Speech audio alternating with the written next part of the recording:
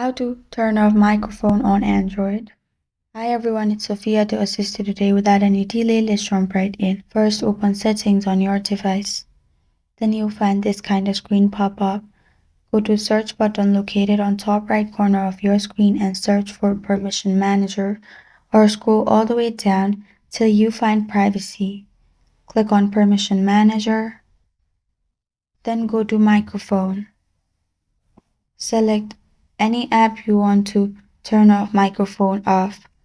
I'll click on camera. Just click on don't allow and then click on don't allow anyway. And your microphone or camera will be turned off. You can do same with other apps.